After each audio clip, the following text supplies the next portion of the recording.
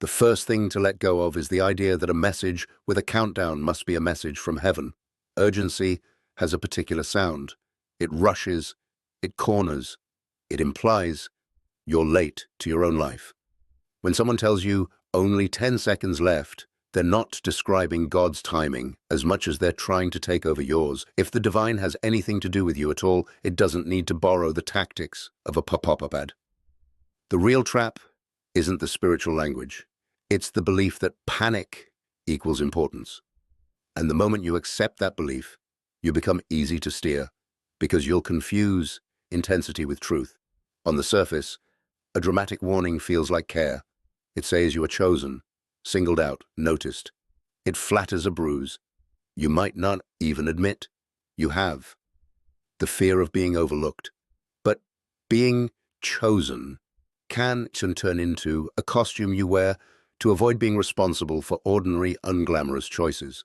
It's easier to imagine a cosmic emergency than to face a quiet pattern you've been repeating for years. The claim that Archangel Michael is speaking to you today can be comforting, and comfort is not nothing. Still, comfort that depends on fear is unstable, like a bridge built from paper. It holds until the first real weight is placed on it.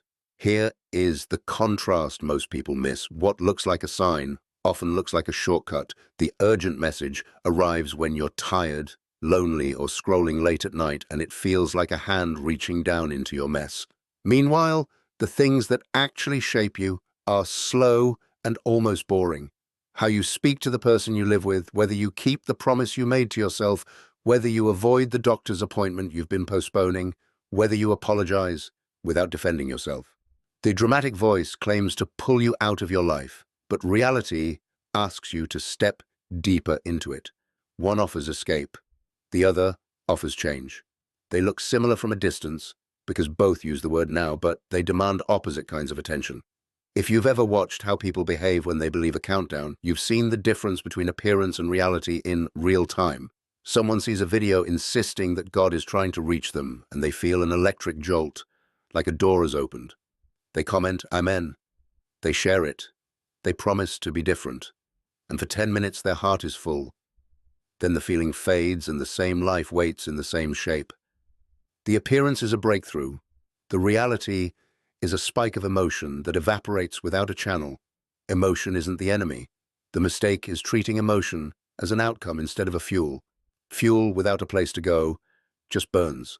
Underneath that mistake is a psychological dynamic that doesn't care what language you wrap it in. The mind craves certainty, especially when you're overwhelmed. And certainty is rarely available in the places that hurt most. So, the mind grabs a story that explains everything at once. You're chosen. Something big is happening. Time is short. And your suffering has a special meaning. It's an efficient story, and efficiency can feel like relief. But it also rearranges your priorities in a subtle way. It makes you hunt for confirmation rather than build evidence. You start measuring your life by sense, coincidences, and messages, instead of by outcomes, conversations, and decisions. You don't notice the switch because the story feels spiritual, and spirituality is supposed to be above ordinary measurement. Another layer sits even deeper. Shame. Not the loud kind that screams in your head, but the quiet kind that makes you feel you have to earn the right to be okay. A countdown message offers a seductive bargain. If you respond correctly, immediately, you can finally be safe, finally be approved, finally be forgiven, finally be loved. It turns grace into a task you might fail. That's why it hooks so hard. It's not only fear of missing God, it's fear that you've already missed your chance at everything. Yet, the most human thing about faith, at its healthiest, is that it doesn't depend on your performance under pressure. It asks for sincerity, not speed. It asks for truth, not theatrics. Picture a small scene that doesn't look like a revelation until you understand it. A woman is sitting in her car outside a grocery store, hands on the steering wheel, staring straight ahead.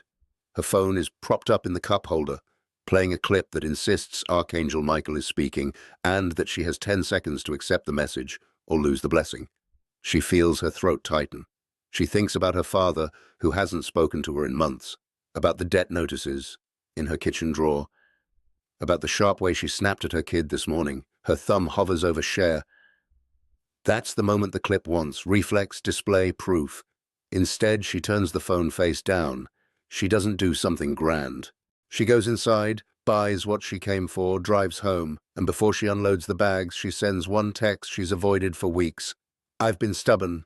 I miss you. Can we talk?" No applause, no countdown, no choir. Just a small act that changes what tomorrow can be.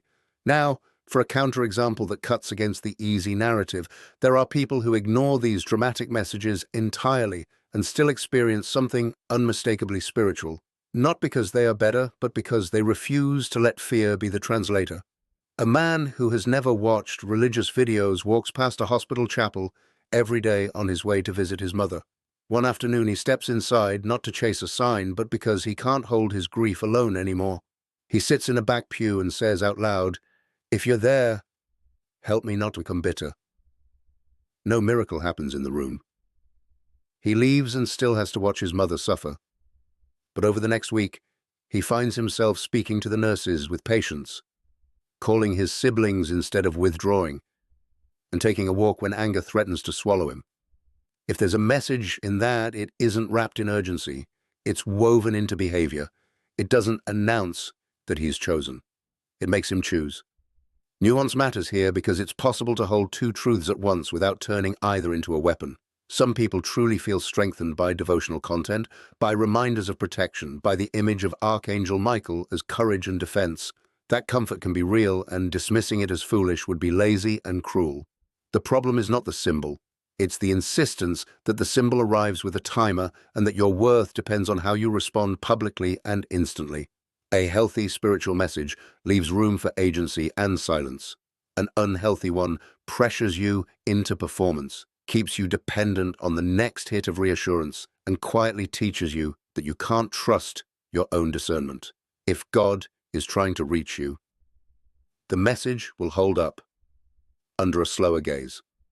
It won't collapse when you refuse to panic. Here's the paradox that doesn't feel comforting, but feels honest. The more you chase a thunderclap, the less you hear the ordinary voice.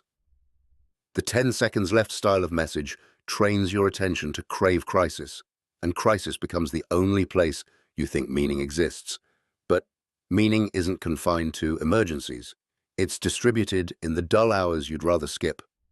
Sometimes the most decisive spiritual moment is not when you feel chosen, but when you stop needing to feel chosen and simply do what is right while no one is watching. That can look like ending an affair you justified as destiny, admitting you need treatment, forgiving a friend without reopening the wound, or setting a boundary that will make you unpopular.